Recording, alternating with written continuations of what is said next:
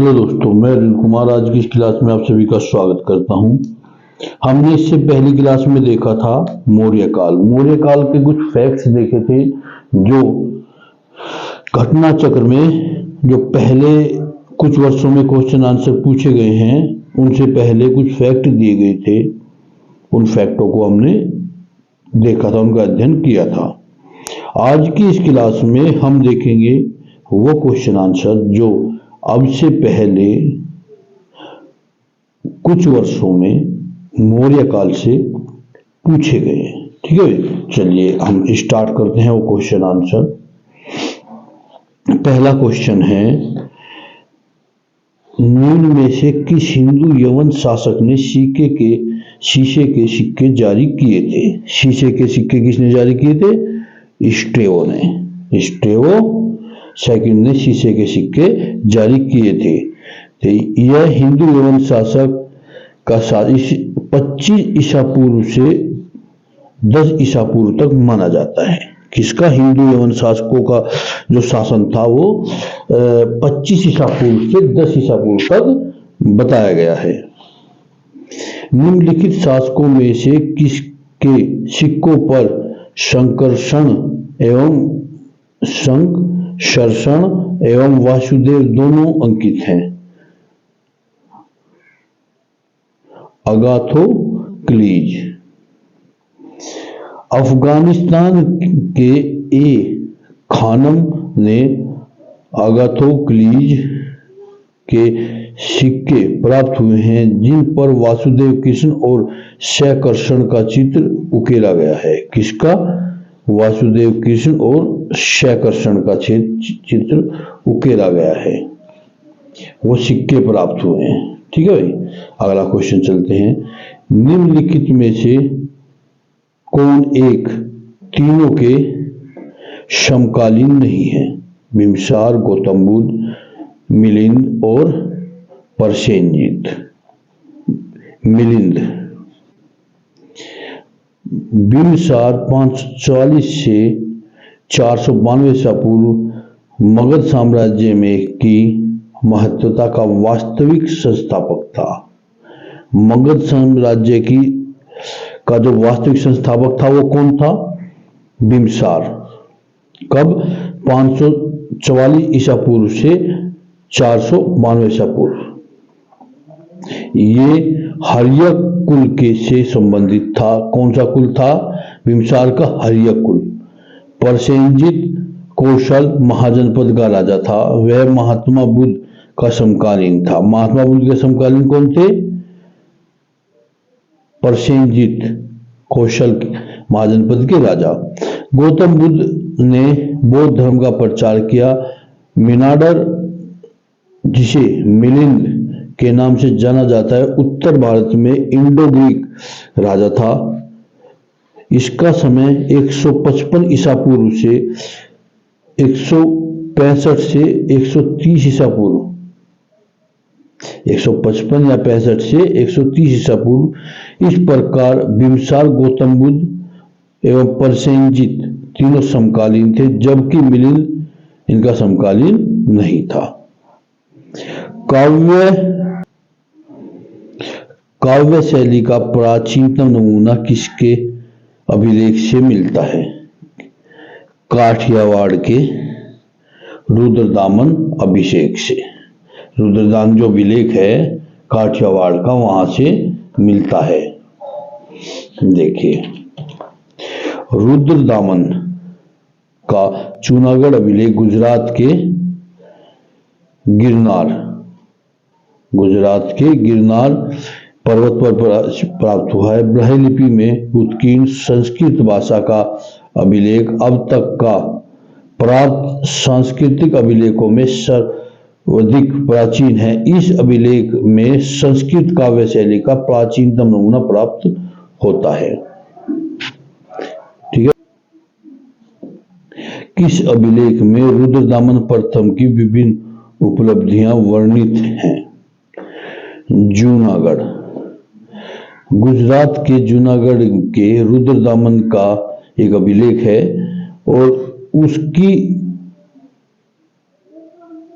जिस शिला पर की है उसी पर अशोक ने 14 ज्ञापनों की एक प्रति और स्कंदगुप्त के 2 लेख भी खुदे हुए हैं। यह विशुद्ध संस्कृत भाषा तथा ब्राह्मी लिपि में लिखा गया है। इसमें रुद्रदामन की वंशावली, विजयों, शासन, व्यक्तित्व आदि का सुंदर चित्रण किया है, प्रकाश डाला है उस पर। बिना बेगार के किसने सुदर्शन झील का जीर्णोद्धार कराया? रुद्रदामन प्रथम ने। जूनागढ़ अभिलेख से पता चलता है कि रुद्रदामन के गिरनार के निकट सुदर्शन झील की मरम्मत बिना बेगार किए कराई थी, जो कि मौर्य वंश के शासक चंद्रगुप्त मौर्य के आदेश पर बनवाई गई थी। ठीक है भाई।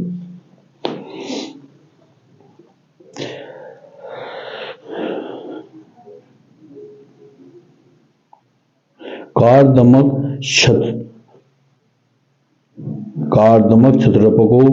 क्षत्रपों ने निम्नलिखित में से किस धातु में अति दुर्लभ सिक्के प्रचलित किए? ताम्र धातु में जो प्राचीनतम सिक्के थे वे प्रचलित किए।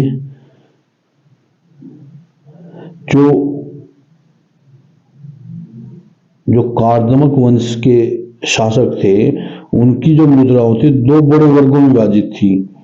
पहली थी रजत मुद्राएं, और जो रजत मुद्राओं को निरंतरता का आभास कराते थे। द्वितीय वर्ग में के अंतर्गत थी उनकी, पहली तो थी उनकी रजत मुद्राएं और द्वितीय के अंतर्गत थी पोर्टल निर्मित सिक्के। पोर्टी निर्मित सिक्के। ठीक है भाई, 2 प्रकार की मुद्राएं थी इनकी।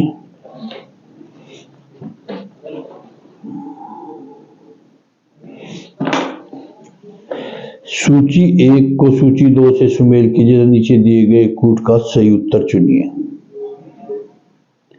सूची 1 को सूची 2 में सुमेल कीजिए, उत्तर चुनिए। डेमेट्रियस हिंदू यवन,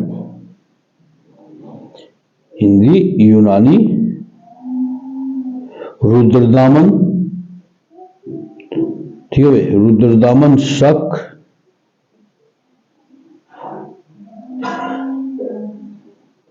गोडोफर्नीज, पहलव और विम कुषाण। विम कुषाण। उत्तर तथा उत्तरी पश्चिमी भारत में सर्वाधिक संख्या में तांबे के सिक्के जारी किए गए थे। कब? कुषाणों के शासनकाल में। उत्तर पश्चिम भारत में स्वर्ण सिक्कों का प्रचलन इंडो ग्रीक यानी हिंदू यवन राजाओं ने करवाया, जबकि इन्हें नियमित और पूर्ण रूप से प्रचलित करवाने का श्रेय कुषाण शासकों को जाता है। कुषाण शासकों ने स्वर्ण एवं ताम्र दोनों ही प्रकार के सिक्कों को व्यापक पैमाने पर प्रचलित कराया था। प्राचीन भारत में निम्न में से किस एक ने नियमित रूप से सोने के सिक्के चलवाए थे? कुषाण शासक ने। बुद्ध का किसके सिक्कों पर अंकन हुआ? बुद्ध का किसके? कनिष्क के सिक्कों पर बुद्ध का अंकन देखा गया है। कनिष्क के सिक्कों पर बुद्ध का अंकन देखा गया है। निम्नलिखित में से किस शासक ने सर्वप्रथम सोने के सिक्के जारी करने का श्रेय जाता है? विम कडफिसेज। कुषाण शासकों में विम कडफिसेज ने सर्वप्रथम सोने के सिक्के जारी कराए थे। निम्नलिखित में से किसने भारत में स्वर्ण सिक्कों का प्रचलन नियमित रूप से किया था? विम कडफिसेज। कुषाण वंशीय विम कडफिसेज, जो कि कनिष्क प्रथम का पिता था, ने भारत में स्वर्ण सिक्कों का प्रचलन नियमित उपयोग के लिए किया था, जबकि क्रूज कडफिसेज ने तांबे के सिक्के भी प्रचलित कराए थे। इनमें से किसने सर्वप्रथम व्यापक पैमाने पर स्वर्ण मुद्रा का प्रचलन किया था? उसमें से कोई नहीं।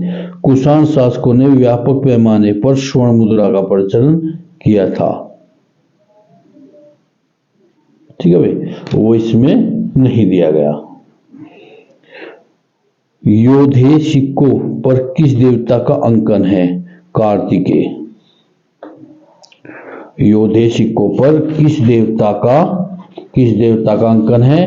कार्तिकेय का अंकन है।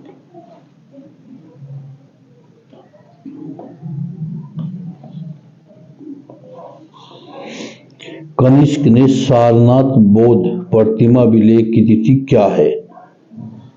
81 ईसी सन। कनिष्क के सारनाथ बौद्ध अभिलेख में तिथि 81 सन है। यह प्रतिमा मथुरा से लाकर कनिष्क के राज्यारोहण के तीसरे वर्ष में सारनाथ में स्थापित की गई थी। कुषाण शासक कनिष्क का राज्याभिषेक किस वर्ष हुआ था? 78 एडी में। कनिष्क के राज्याभिषेक की तिथि अत्यंत विवादास्पद है। इस समस्या पर विचार करने के लिए वर्ष 1913 तथा वर्ष 1960 लंदन के 2 अंतर्राष्ट्रीय सम्मेलन आयोजित किए गए थे। द्वितीय गोलमेज में आम सहमति 78 पर बनी थी।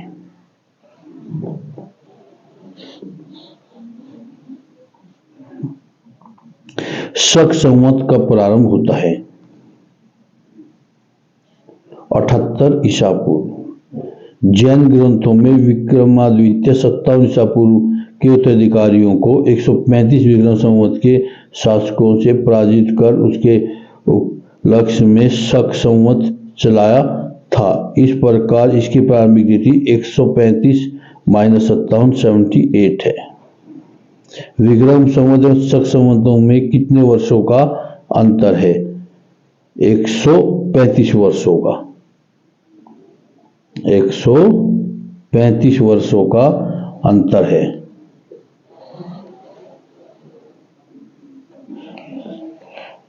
शक संवत पर आधारित राष्ट्रीय पंचांग कैलेंडर का एक चैत्र ग्रेगोरियन कैलेंडर पर आधारित 365 दिन के सामान्य वर्ष के निम्नलिखित तिथियों में से किस एक के तदनुरूप है? 22 मार्च अथवा 21 मार्च। चैत्र भारतीय राष्ट्रीय पंचांग का प्रथम माह होता है। राष्ट्रीय कैलेंडर की तिथियां ग्रेगोरियन कैलेंडर की तिथियों के स्थायी रूप से मिलती जुलती हैं। चैत्र 1 से 22 मार्च तक होता है, जबकि लीप वर्ष को 21 मार्च को। विक्रम संवत कब से प्रारंभ होता है? 57 ईसा पूर्व से। 57 ईसा पूर्व से। विक्रम संवत के 2 अन्य नाम भी हैं, कृष्ण संवत अथवा मालव संवत। जैन साहित्य में महावीर के निर्वाण अथवा विक्रम संवत के बीच 470 ईसा पूर्व का अंतर पाया जाता है। महावीर निर्वाण की तिथि 527 ईसा पूर्व है। विक्रम संवत के प्रारंभ होने की तिथि 27 - 470 57 ईसा पूर्व निर्धारित की गई है। निम्नलिखित में से कौन सा वर्ष दिसंबर 2009 में शक संवत का वर्ष होता है? 1913 का वर्ष। दिसंबर 1909 में यह शक संवत का वर्ष 1931 होगा।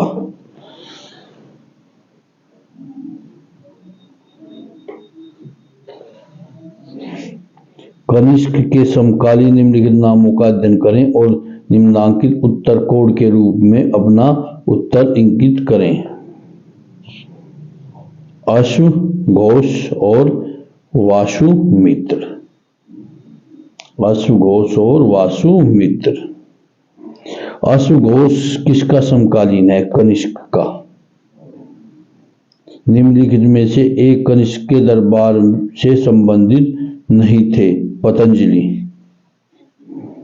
अश्वघोष, नागार्जुन, पार्श्व तथा चरक ये चारों कनिष्क के दरबार से संबंधित, जबकि पतंजलि कनिष्क के दरबार से संबंधित पतंजलि ने पणिनि की अष्टाध्यायी पर महाभारत की रचना की थी। महर्षि पतंजलि शुंगकालीन विद्वान थे। शुंगकालीन विद्वान थे। निम्नलिखित में से कौन कनिष्क प्रथम के दरबार में नहीं गया था? विशाखा दत्त। विशाखा दत्त। निम्नलिखित नगरों में से किसका उल्लेख कनिष्क के रबतक अभिलेख में नहीं है? श्रावस्ती। रबतक अभिलेख अफगानिस्तान के सुरकोटल में निम्नलिखित रबतक नामक स्थान में वर्ष 1993 से प्राप्त किए गए। ये ग्रीक लिपिक और बैक्ट्रियन भाषा में लिखे गए। ये कुषाण वंश के शासक कनिष्क से संबंधित हैं। इस अभिलेख में 4 शहरों के नाम उल्लेखित है जो साकेत, कौशांबी, पाटलिपुत्र और श्री चंपा, अर्थात इसमें श्रावस्ती का उल्लेख नहीं है। निम्नलिखित में से किस अयोध्याचार्य ने तक्षशिला विश्वविद्यालय की प्राप्ति की थी? सी चरक और डी जीवक। वर्तमान पाकिस्तान के रावलपिंडी जिले में स्थित तक्षशिला प्राचीन समय में कांधार राज्य की राजधानी था। तक्षशिला के इतिहास में प्रसिद्धि का कारण उसके विश्वविख्यात प्राप्त शिक्षा केंद्र होना था। यहाँ अध्ययन के लिए दूर दूर से विद्यार्थी आए, जिन्हें राजा तथा सामान्य दोनों ही सम्मिलित थे। कौशल के राजा प्रसेनजित और बिंबिसार तथा राजवैद्य जीवक, कनिष्क का राजवैद्य चरक, बौद्ध विद्वान वसुबंधु, चाणक्य आदि यहीं से शिक्षा प्राप्त की थी। बौद्ध साहित्य पता चलता है कि यह वैदिक और धनुर्विद्या की शिक्षा के लिए विश्व प्रसिद्ध था। पुष्यमित्र शुंग द्वारा 2 अश्वमेध यज्ञ किए गए थे की जानकारी किस लेख से मिलती है? अयोध्या लेख से। अयोध्या लेख से इसकी जानकारी मिलती है। शुंगों के पूर्वज मूलतः किस स्थान से थे?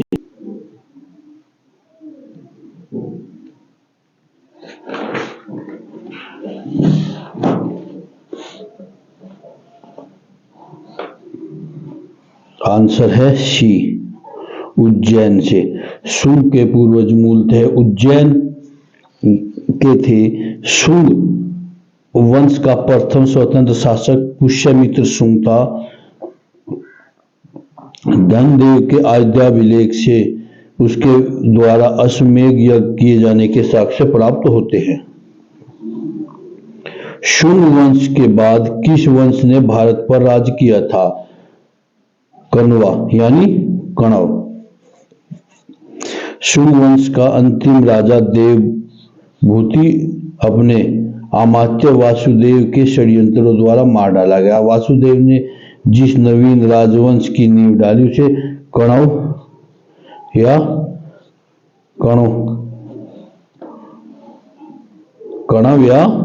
कण्वायन के नाम से जाना जाता है। निम्नलिखित में से कौन सा शासक वर्ण व्यवस्था का रक्षक कहा जाता है? मतलब किस शासक को वर्ण व्यवस्था का रक्षक कहा जाता है? गौतमीपुत्र सतकर्णी। सातवाहन शासक गौतमीपुत्र सतकर्णी ने कहा था कि विच्छिन्न होते हुए चतुर्वर्ण यानी 4 वर्ण वाली व्यवस्था को फिर से स्थापित किया और वर्ण संकर को रोका। मौर्य के बाद दक्षिण भारत में सबसे प्रभावशाली राजा कौन था? सातवाहन। गौतम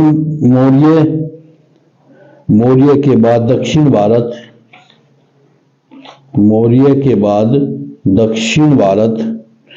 में एक सबसे प्रभावशाली राज्य जो था वो सातवाहन सातवाहनों का था। पुराणों में इस वंश का संस्थापक नाम शिंदुक, शिमुक अथवा शिप्रक दिया गया है।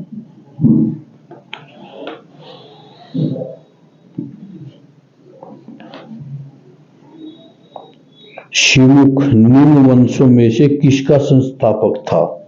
सातवाहन। किस चीनी जनरल ने कनिष्क को हराया था? पान चाओ। निम्नलिखित में से किस वंश के साम्राज्य की सीमाएं भारत से बाहर फैली थी? मौर्य वंश और कुषाण वंश दोनों की। मौर्य वंश और कुषाण वंश दोनों की सीमाएं भारत से बाहर तक विस्तृत थी। सेल्यूकस के से संधि के होने के पश्चात मौर्य साम्राज्य की सीमा पश्चिम में अफगानिस्तान तक विस्तृत थी। काबुल, कंधार आदि इसके भाग थे।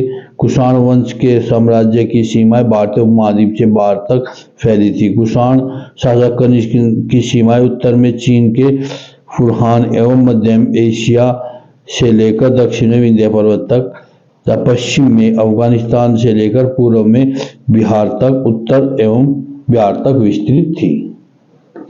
ठीक है भाई। अगला क्वेश्चन, बाल विवाह की प्रथा प्रारंभ हुई थी कुषाण काल में। कुषाणों के काल में बाल विवाह की प्रथा प्रारंभ हुई थी। कुषाण में काल में बाल विवाह की प्रथा प्रारंभ हुई थी। स्त्रियों के उपनयन की समाप्ति बाल विवाह के प्रचलन ने उसे समाज में अत्यधिक निम्न स्थिति में ला दिया। यह युग में विवाह की आयु कम से कम 8 वर्ष से लेकर 10 वर्ष की आयु की कन्या को विवाह के लिए उपयुक्त माना जाता था। निम्नलिखित में से किस स्थल के शासक मिनेडर ने 16 सिक्के प्राप्त हुए? बेराट। हिंदू यवन शासक मिनेडर के 16 सिक्के बेराट से प्राप्त हुए। इनकी मुद्राओं पर नाइक, एथेना, मुकुटधारी राजा का शीश, चक्र तथा ऊंट आदि की आकृतियां अंकित होती हैं।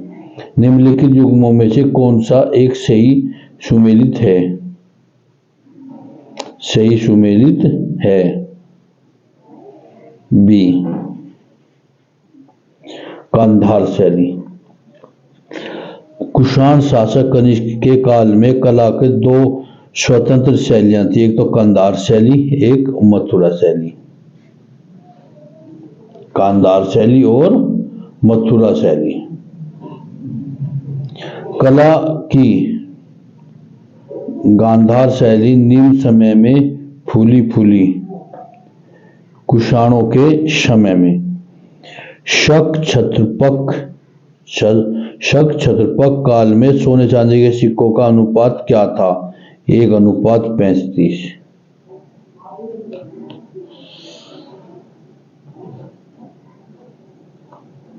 निम्नलिखित में से कौन सही सुमेलित नहीं है? सातवाहन स्वर्ण।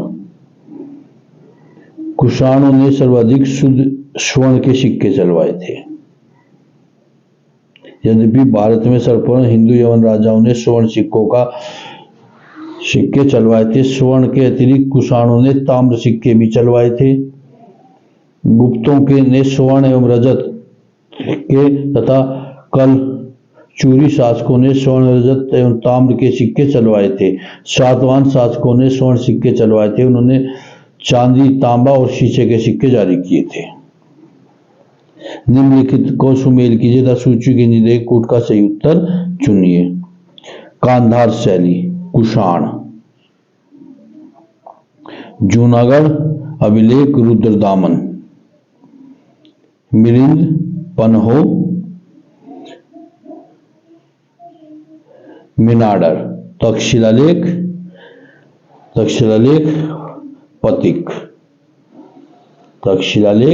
पथिक।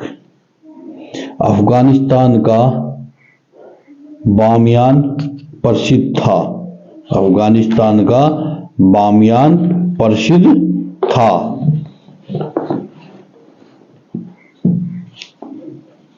बौद्ध प्रतिमाओं के लिए, बौद्ध प्रतिमाओं के लिए प्रसिद्ध था।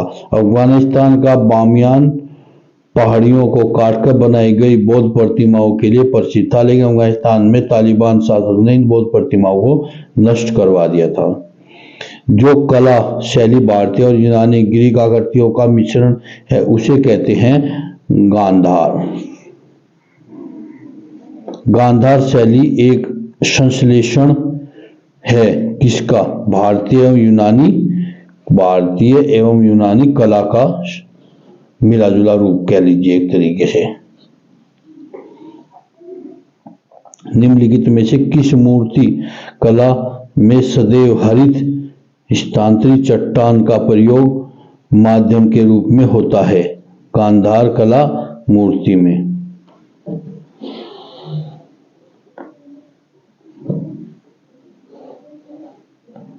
गांधार कला मूर्ति में। प्राचीन काल में भारत पर आक्रमणों के संबंध में निम्नलिखित में से कौन सा एक सही कालानुक्रम है? यूनानी, शक और कुषाण। भारत में बाह्य आक्रमणों के कालों में सही कालानुक्रम है यूनानी, शक, कुषाण। भारत पहला ईरानी शासक जिसने भारत के कुछ भागों को अपने अधीन कर लिया था डेरियस प्रथम 522 से 486 ईसा पूर्व में भारत के कुछ भागों को अपने अधीन कर लिया था। हेरोडोटस के अनुसार डेरियस प्रथम ने साम्राज्य की संपूर्ण सिंधु घाटी पर प्रदेश शामिल किया था। पूर्व की ओर उसका विस्तार राजपूताना के रेगिस्तान तक था। निम्नलिखित राजवंशों में सबसे पुराना राजवंश कौन सा है? सातवाहन। राजवंशों में सबसे पुराना राजवंश सातवाहन है। इस वंश के संस्थापक शिमु का समय कुछ स्रोतों के अनुसार द्वितीय शताब्दी के पूर्व माना जाता है। कुछ स्रोतों में कण्व वंश के अंतिम शासक सुशर्मा के समकालीन बताया गया है। निम्नलिखित आंध्र सातवाहन राजाओं की सबसे लंबी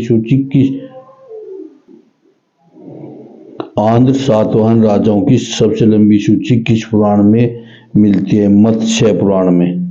मत्स्य पुराण में सबसे लंबी सूची मिलती है। मत्स्य पुराणों में कुल 30 से 31 सातवाहन राजाओं के नाम मिलते हैं, जिनमें सबसे लंबी सूची मत्स्य पुराण में 30 राजाओं की मिलती है। सातवाहनों की राजधानी अवस्थित थी अमरावती में। ये वास्तविक प्रतिष्ठान एवं पैठण में अवस्थित थी। पुराणों में इस राजवंश को आंध्र जातीय कहा गया। इसकी आरंभिक राजधानी अमरावती मानी जाती है। निम्नलिखित में से कौन सा स्थान सातवाहनों की राजधानी था? प्रतिष्ठान।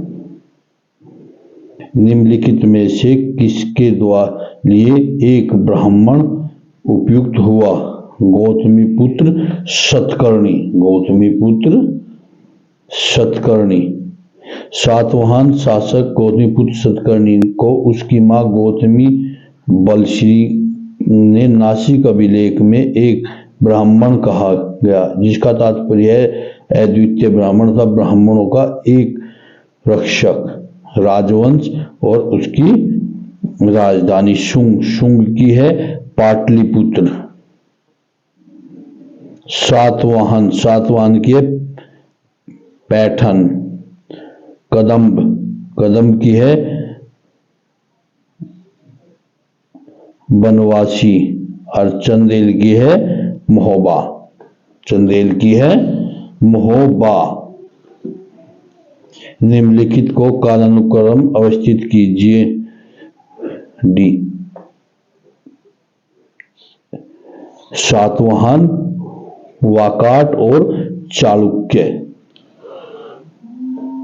नीचे दो वक्तव्य हैं जिनमें से एक को अभिकथित ए और दूसरे को कारण आर कहा है। सातवाहन काल में संस्कृत में एक प्राकृतिक एवं अन्य लोक भाषा का विकास हुआ। नंबर 2, सातवाहन राजाओं ने साहित्य रचना के लिए संस्कृत अथवा अन्य लोक भाषाओं को अपनाया। ए आर दोनों सही है और ए आर का सही स्पष्टीकरण भी है।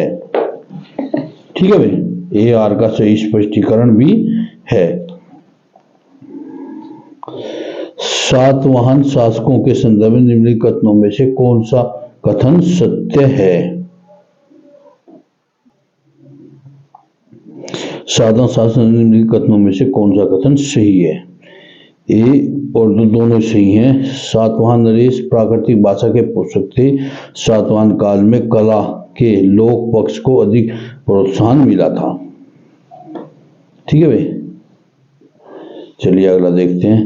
निम्नलिखित में से कौन सा कथन सही है? सातवाहन वंश की शक्ति क्षीण होने के बाद वाकाटक वंश ने अपना राज्य स्थापित किया। वाकाटक वंश का पहला राज्य परवरसेन प्रथम हुआ। विंध्य शक्ति परवरसेन शत्रु परवरसेन का पुत्र था। केवल एक ही सही है।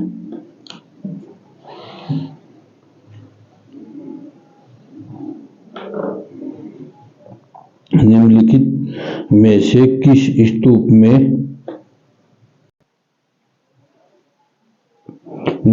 स्तूप के अजय स्तंभ के मंच की विशेषता मिलती है? अमरावती में। निम्नलिखित में से कौन सा युग्म सही सुमेलित नहीं है? भीतरी पुलकेशी द्वितीय, बाकी सभी सुमेलित हैं। निम्नलिखित में से किस वंश के शासकों को पुराण में श्री पर्वतीय कहा गया है? इक्ष्वाक।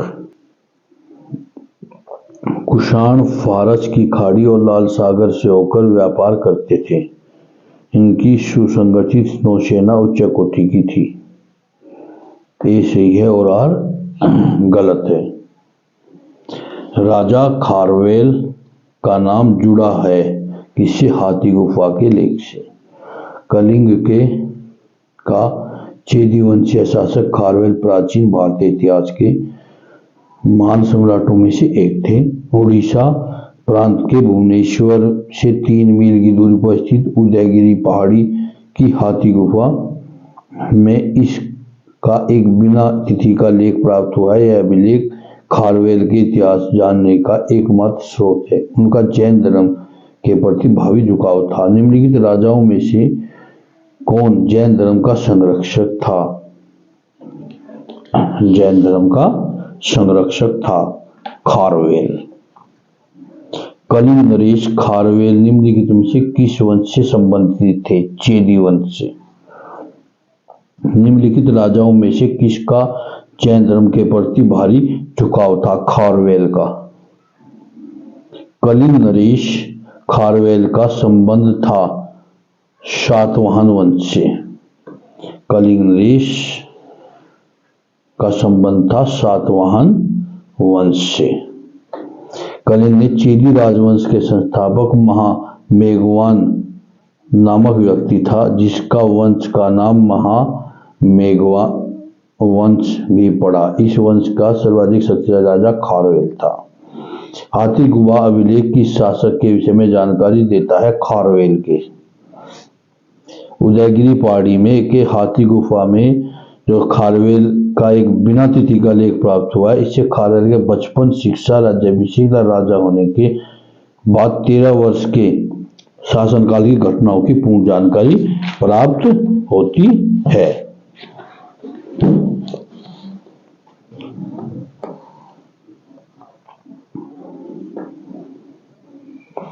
उदयगिरी और खंडगिरी गुफाओं के संदर्भ में कौन में सही है?